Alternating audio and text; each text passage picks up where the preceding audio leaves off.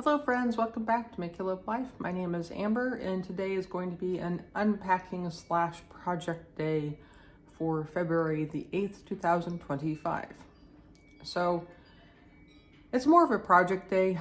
It's a Saturday, so we have all day to work on stuff, technically. We have other things going on. But we have more time to work on projects today.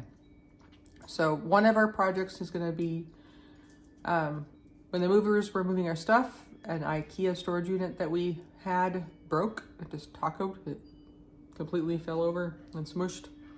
So we have the new parts here. So that may or may not be a part of today.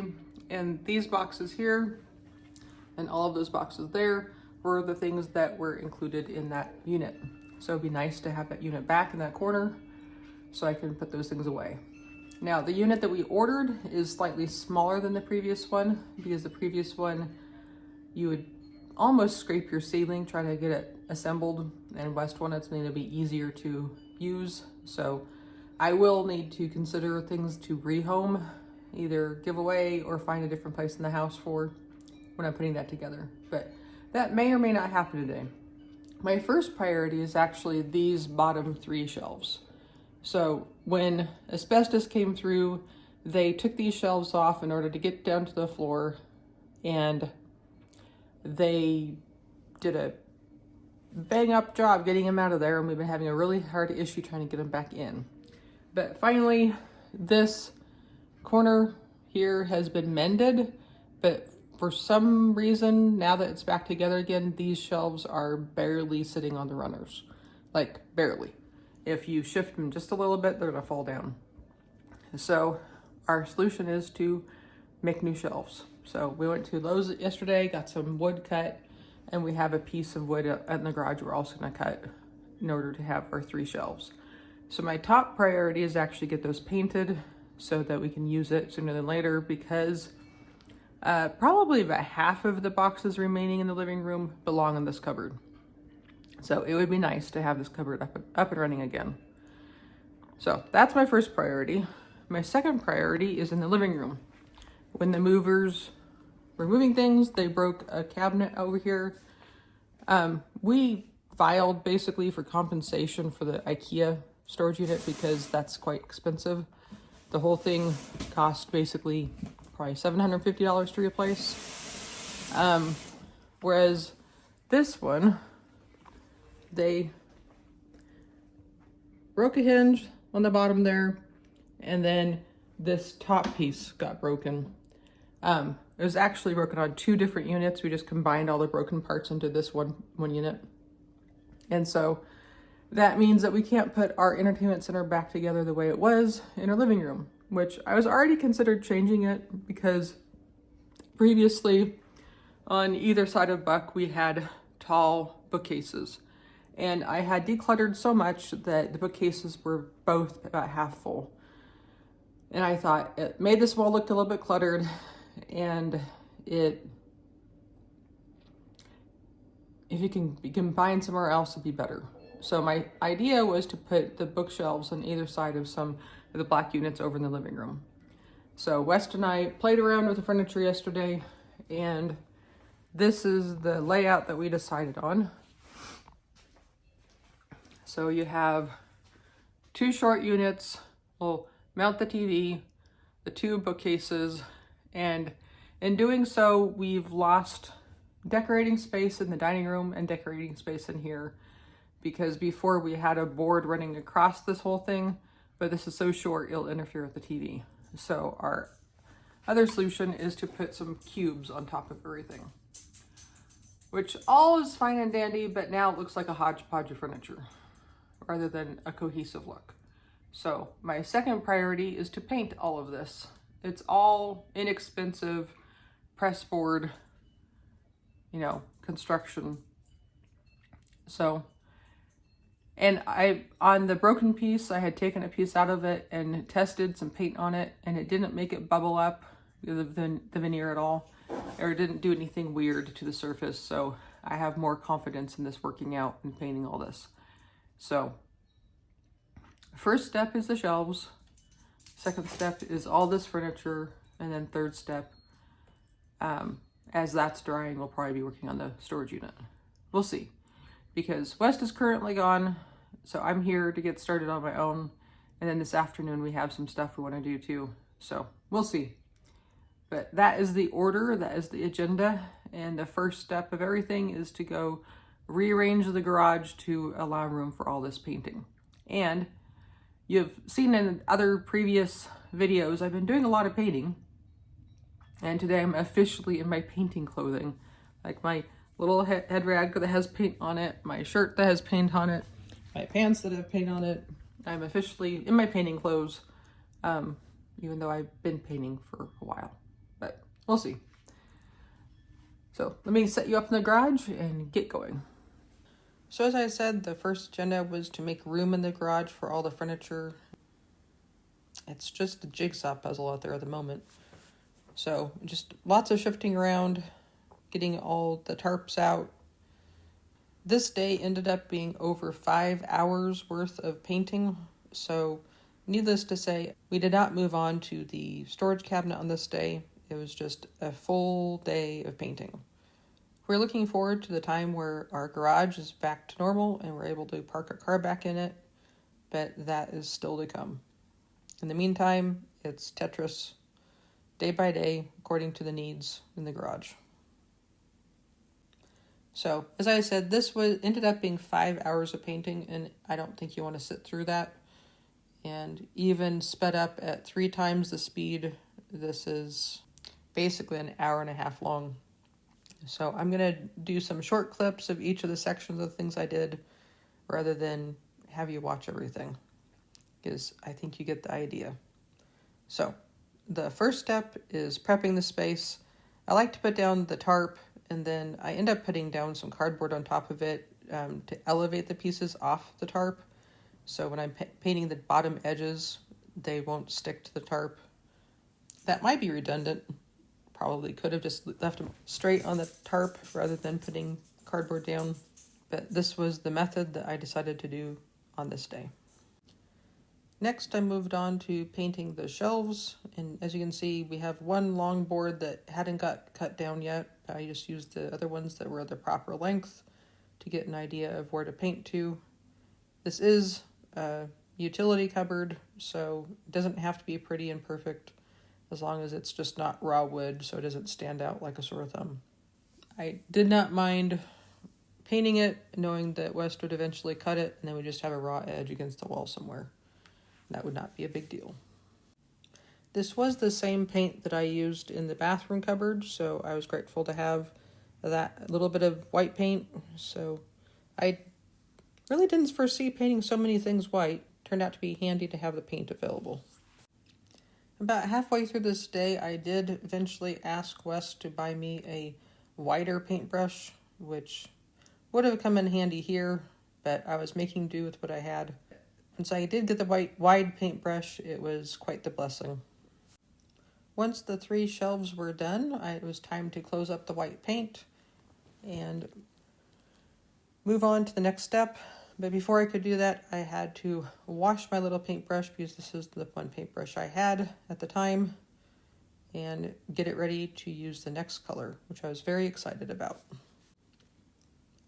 So at this point, I was still home alone, so I just grabbed the first piece of furniture I was able to get, which ended up being the cubbies, which was kind of interesting because it turned out that I worked from the smallest, most detailed furniture to the largest, most simple furniture throughout the day, which is probably good because as the day progressed, I got more tired. My body got sore, I was tired, mentally, physically, everything got tired. So it was probably good that I started with the most detailed projects. The first step was just to wipe it all down because it was still dusty from storage and dusty from being in our house previously. I just used a simple cleaning rag to wipe off the dust. For this first unit, I ended up painting a lot of it facing away from the camera, so I went ahead and cut that out and just showed you the second unit.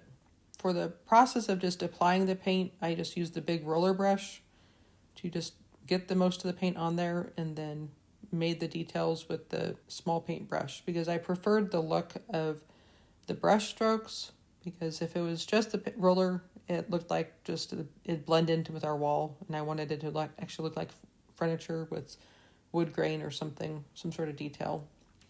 This particular paint is called Sage, I believe. It was a paint color we had in the rental that I enjoyed, and I thought it would go well with our house.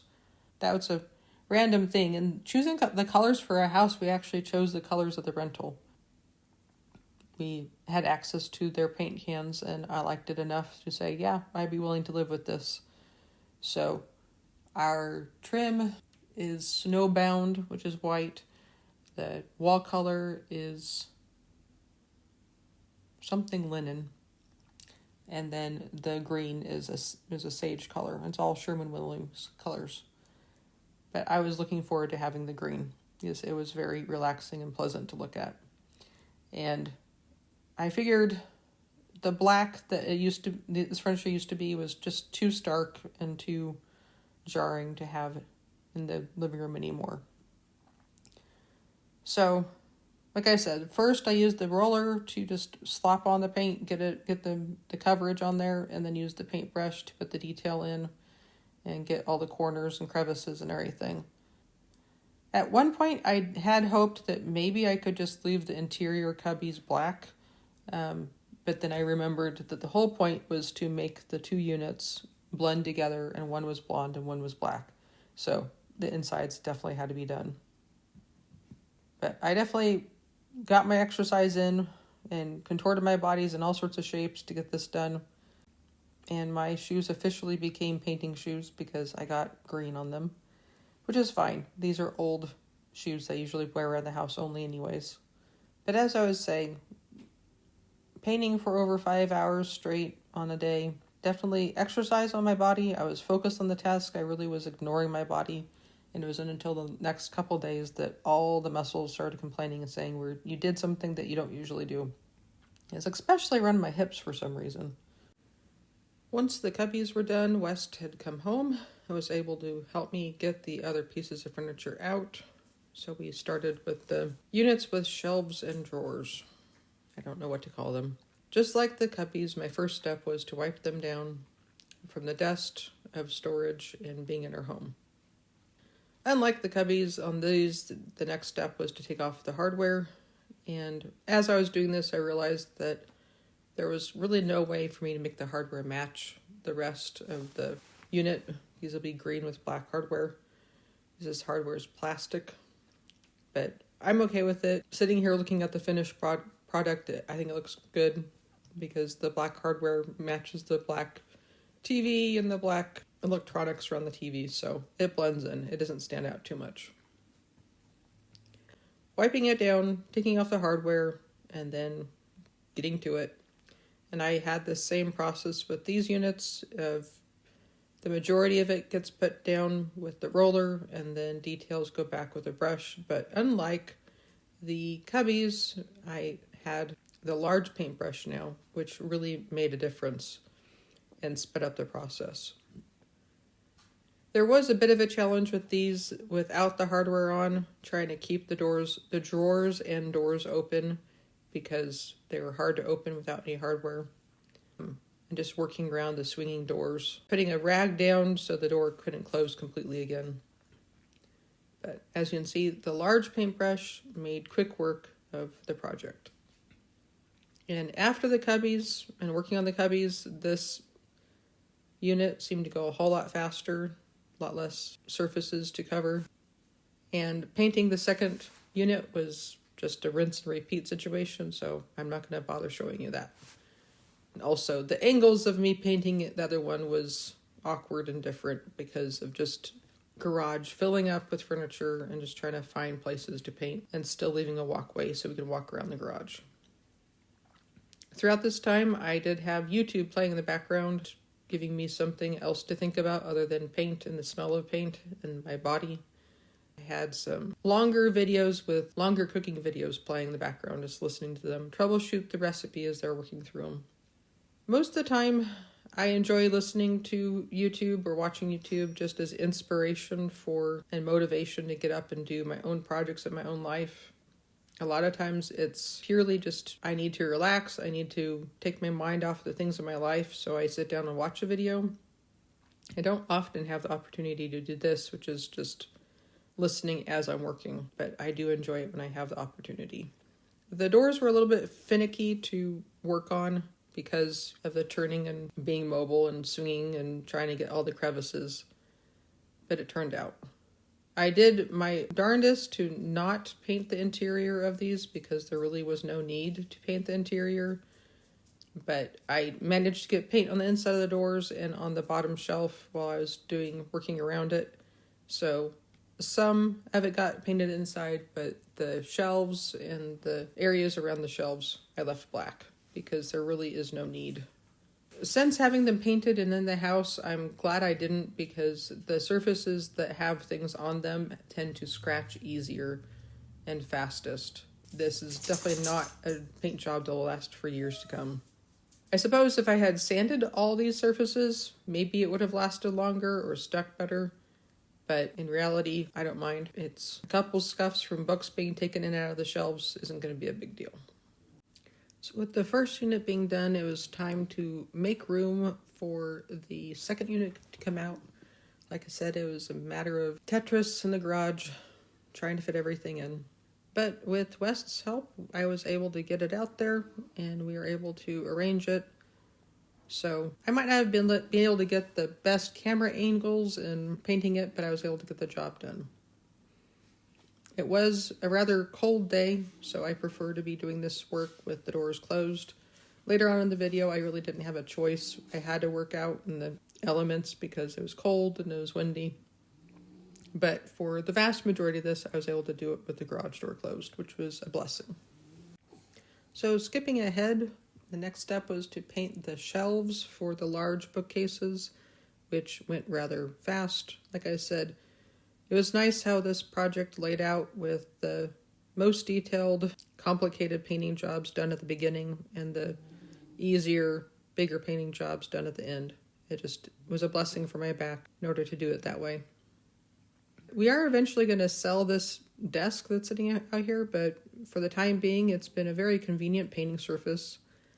There's been enough tarps over it to protect it because it is a very nice desk, but we don't have any need for it. In reality, where it went in the house, it's a plant stand, and then it just ends up collecting things. So if we can get rid of it, hopefully we will encourage us to just put things away.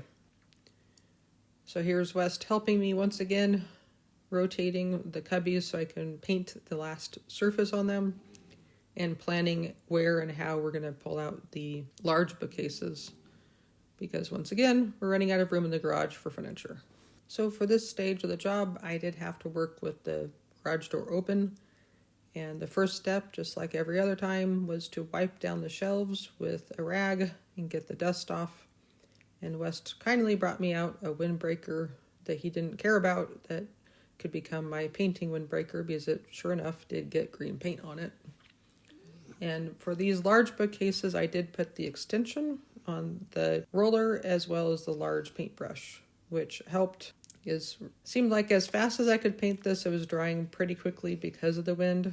It was anything to make the painting go faster and easier on my body was helpful. But we did have to pause and put some cardboard underneath them to protect the concrete and make it easier to pick them up when they get done.